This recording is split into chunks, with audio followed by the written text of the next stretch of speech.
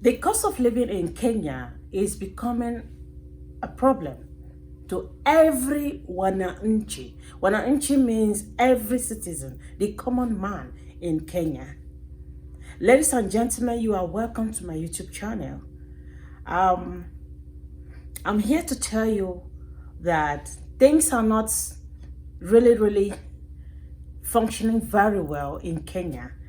If you trace it back to, if you look at the reason why so many people come to Kenya, you need to visit one of my YouTube posts, one of the videos I made. I stated 17 good reasons why I love Kenya and Kenyans. Kenya is one of the, without any iota of doubt, is one of the African countries that has been experiencing peace over the years. The security in this country was second to none. And I'm not exaggerating. I'm not here to exaggerate, ladies and gentlemen. I've experienced it and it has been wonderful. But of recent times, things are no longer the way they used to be. And so a lot of people are crying. A lot of people are yearning for change. And this is why I am here, ladies and gentlemen. It has never been easy for every Kenyan out there who are struggling to, make ends meet. Of course, the impacts of COVID-19. A lot of people lost their jobs. And so they were struggling, while struggling to come up with, one or two things. There are government's policies here and there, trying to drain people's pocket. And so here, I have come here today to talk to you about the cost of living, because a lot of people are asking me, Regina, how is it like in your end? Because I know this cost of living, because of the global pandemic, many countries were affected, including my own country, Nigeria.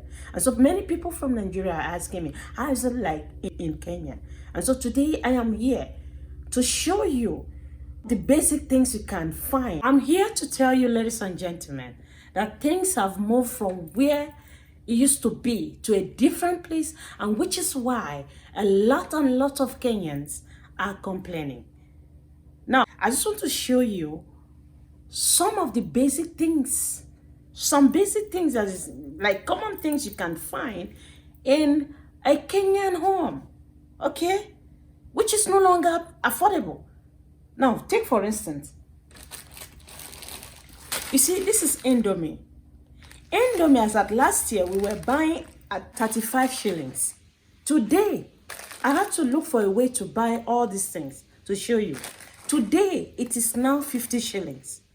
Now, here, without this, you can't cook in Kenya. It's not like in Nigeria where we have alternative like palm oil. This is the only source of oil we are having, okay? It's like groundnut oil, all right? So a liter now has moved from 250 to around 400, okay? 400, 450, that's what we are buying right now. You see this soap? This soap for kids, this is Johnson's baby soap. It is now 120. But as at last year, we were buying around 50 to 60 bob. You can imagine the difference. All right now. Now look at this. If you come to Kenya, one of the major food we have here in Kenya is called ugali. Ugali is made from maize flour. And the maize flour is what we are seeing right now. They have several brands. This one is called Amaze. I love Amaze so much. As at last year, we were buying, in fact, 2 years ago, we were buying it roughly 150, 160, thereabout. But ladies and gentlemen, as we speak, as I talk to you today, it is now 260 shillings. Now tell me, how many mouths do you have to feed? How many mouths are there in your house? And how many do you have to buy in a month? What kind of job do you do? I had to practically look for money to go and buy these things so that I can demonstrate it to you. It's not as if it's every day, okay? There are several people today who go to bed without eating. Many people are now going to bed in an empty stomach. They hardly have 3 square meals in a day. Now, let me show you something. This is pumpkin. If you go to supermarket right now, this is roughly around 400. This is pumpkin. Many Kenyans love this particular food so much. But let me ask you, do you think everyone can afford this? If the rich can afford, do you think the common Wananchi can go to supermarket to buy this? Let me tell you, I am from this bottom, and I am here to beg the government that they can as well strategize ways for the common man to survive. This is just for demonstration. I don't eat this, okay? Now, this is serviette. Of course, if you are cooking, if you are eating, you need serviette. If you have a visitor, you will need serviette, okay? This is now 120. This thing was just around 60 bob as at last year. All right. Now, there are some basic things that I wanted to show you before now. You see, this is tomatoes. This is now 10 bob. This is what I bought yesterday. Sometimes I plant these things. But as I speak to you, the capsicum is not even looking fresh. But I had to buy it anyways. Oranges, 10 bob. All of them, 10 bob. Tomatoes, the basic thing in this place. Tomatoes, you can't cook without it. It's now 10 bob. Look at it. Instead of 5 bob. Now here, a Kenyan cannot do without tea. Every time is tea time is a slogan. But I can tell you this has become most expensive commodity in Kenya. I don't know exactly where we are heading to. And so, ladies and gentlemen, these things that I bought here is just for me to demonstrate to you that things have moved from the normal to abnormal. Please, we are pleading to the government. I know God placed you there for the sake of the people down there. People like us. We truly need to live in Kenya like we used to live. All right?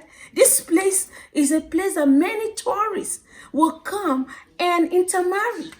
Everyone loves Kenya. Every other countries are coming to Kenya to, to explore, to see things, to see beautiful, Mombasa, the animals, the big five, the home of big five. So if commodity becomes too expensive, it will be apparently very difficult, practically difficult for people to stay here.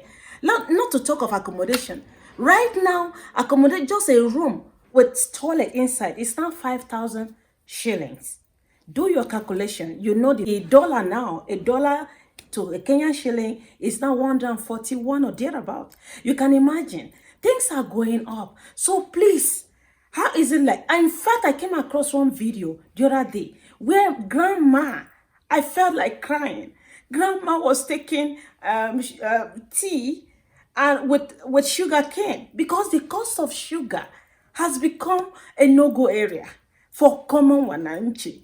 Biko, please, tafadhali, government, please do something. I beg of you. How is it like in your place? Kenyans, my brothers and sisters who are living in Kenya, how are you? How are you all doing? My fellow Kenyans, neighbors and friends, is it affecting you? What can you say about this video? Am I just exaggerating? Is it anything that I have said amiss?